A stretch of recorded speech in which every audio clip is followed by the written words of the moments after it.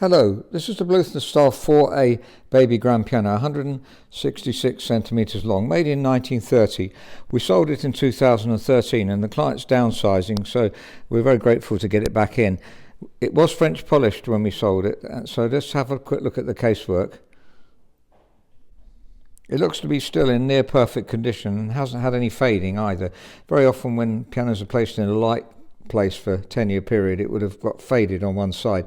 So it's so important, if you've got a piano, to try to make sure it's not exposed to too much light on one side, or cover the piano up. But obviously it's nice to expose it. The legs are always darker on grand pianos. We try to lighten them a bit from what they were originally, but generally speaking they are darker, as you can see, and that's originally darker, so that's just as it was when it was new. So we can see that the polish is still 100%, and we try to bring out contrasting in the grain when we French polish. So you can see here it's a nice contrast of colour, and there's no fading here. There's often a fade line. Again, we were saying that if you have the lid back like this and it's in a light place, then when you lift it up you find underneath there it's a darker colour. So the client's looked after this piano very well. Now, it's had replacement key tops, so these aren't the original, but they're top quality replacement key tops. We always check underneath pianos just in case there's something gone amiss. Normally it's perfectly fine, 100%, but we're just looking at the soundboard. There's no cracks in it, as in 100%, so you can tell by the tone as well. And cracks don't tend to affect the sound of the piano anyway, because the cracks go this way and the ribs go that way. The ribs is what carries the sound. What can happen sometimes is that ribs come a bit loose, and that can cause a bit of buzzing, but we always check underneath the piano anyway.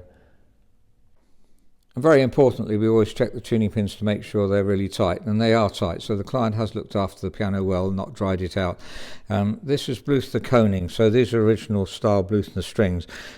If you look at a normal string, it doesn't taper to the end like that. It's typical coning on Bluthners. Here's a modern Samick grand made in 1990, and you can see there's a little ridge there. The undercovering's here, and then the overcovering goes on top here, and there's a little ridge where you can see the two meet. It's actually more visible at the back end here. And the back end of the Bluthner is different. There's some crimping on the string here. That's the idea, is to stop it from going loose. They don't tend to go loose. The winding doesn't tend to loosen anyway. And slightly different style on the bottom strings here than there was on the front. So there's a bit of crimping there as well. The piano was sold at Harrods at some stage, 1951 approximately, according to that number. There's a serial number on the Bluthner there, and also a record of the prizes that they got over the years. They were one of the top 4 makes, as you may well know. 1927 is that's the common logo that they put on, the common badge that they put on the Bluthner grand piano.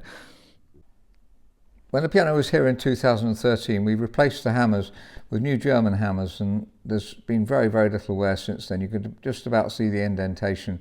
So little wear over the last 10 years. It just played in really, so now we can fine voice it. So the piano was refined by us in 2013, just having a look to see if we can do any more refinement. So there's a few small jobs to do. Pitch raising, it's slightly flat. It's well in tune actually. It's come in like this, so I haven't tuned it since it's been in. A little bit more sustain high. I didn't mention that earlier on, but the sustain pedal could go down, could do with lifting the dampers a bit more and lubricating the rollers. Some bass dampers slightly early, so some small things. Lubricating the rollers will help it to feel smoother and just bring the touch weight down very slightly, which is necessary, I think. So it's a little bit high. We've mentioned so many times that you may have got bored by this if you've heard other videos, but 56 isn't too bad for the bottom bass. 60 is a bit high for middle C, so you may need to do some fine weighting on the keys. Well, we will need to get it even, just like a new piano is what we're always aiming for.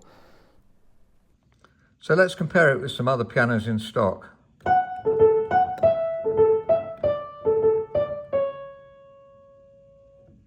This is a Samick grand made in 1990.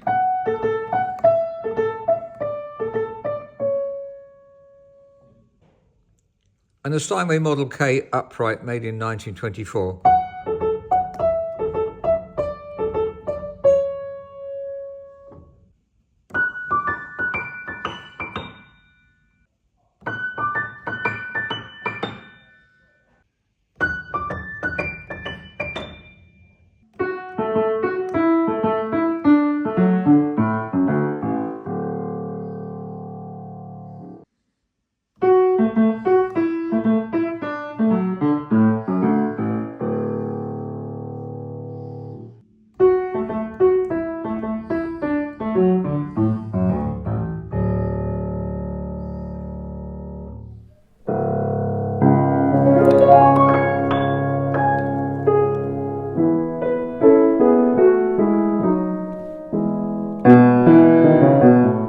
So that's a Bluthner baby grand piano, 166 centimetres long, made in 1930. A superb instrument, as Bluthners are. We do sell a lot of Bluthner grands because we love them so much, especially, well, all the Bluthner grands really. The main ones we sell, this Style 4, Style 4A, and then the older grand pianos with a patent action too. These have a normal style action. The older Bluthner grands have a very different style of action, as we've shown on many other videos. So thank you very much for listening. If you're interested in the piano, please do write to us, info@robertspianos.com. If you'd like to try the piano out, you don't want to pay for it outright and you can't come in, then please let us know and we'll see what we can do to help you.